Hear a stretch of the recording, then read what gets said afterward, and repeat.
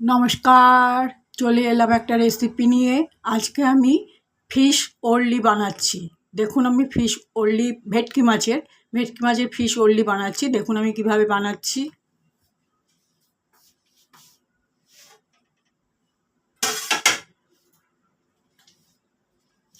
পেঁয়াজ, রসুন, আদা, কাঁচা লঙ্কা, গোলমরিচের গুঁড়ো, নুন, পাতিলেবুর রস সমস্ত কিছু দিয়ে অবশ্যই দু পিঠে দেবেন, কিন্তু প্রথমে এক পিঠে দেবেন, তারপরে অপর পিঠেও দেবেন। দিয়ে আমি 30 মিনিট এটাকে ম্যারিনেট করে রেখেছিলাম। পেঁয়াজ, রসুন, আদা, কাঁচা লঙ্কা, গোলমরিচের গুঁড়ো আর দিয়েছি লেবুর রস। 30 মিনিট ম্যারিনেট করে রেখেছিলাম। এবার একটা ব্যাটার বানিয়ে নিয়ে আমি ফিরে আসছি।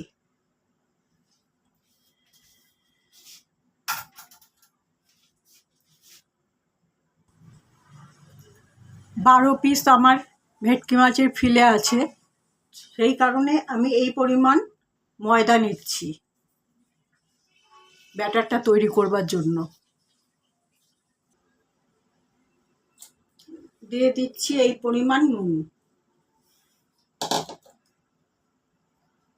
এবারে দেবো একটু গোলমরিচের গুঁড়ো, একটু খাবার সোডা দেবো, গোলমরিচের গুঁড়ো দেবো, আর একটু ঝাল লঙ্কার গুঁড়ো দেবো, আর একটা ডিম দেবো। এই চামচের 1 চামচ গোলমরিচের গুঁড়ো দিলাম।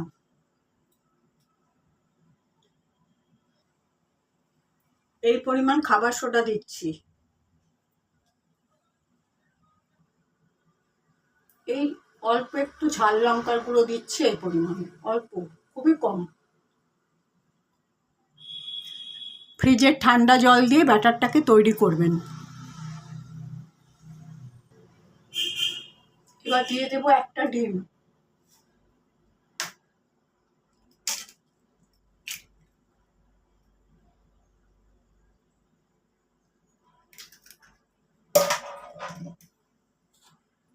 পুরো ইনগ্রিডিয়েন্টগুলো, উপকরণটা আমি এর মধ্যে নিয়ে নিয়েছি। এবার ব্যাটারটা তৈরি করে নিচ্ছি ফ্রিজের ঠান্ডা জল দিয়ে। ব্যাটারটা আমার তৈরি করা হয়ে গেছে। এবার ফিশ ওরলিটা ভাজবো।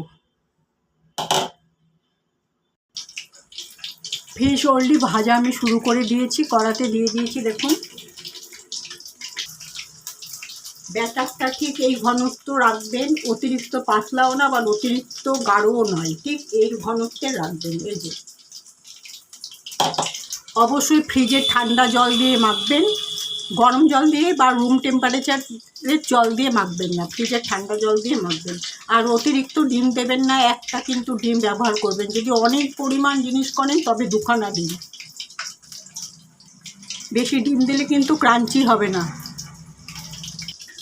একে একে এতগুলো ফিশ ওরলি আমার বানানো হয়ে গেছে, আর 2-3টে বাকি আছে।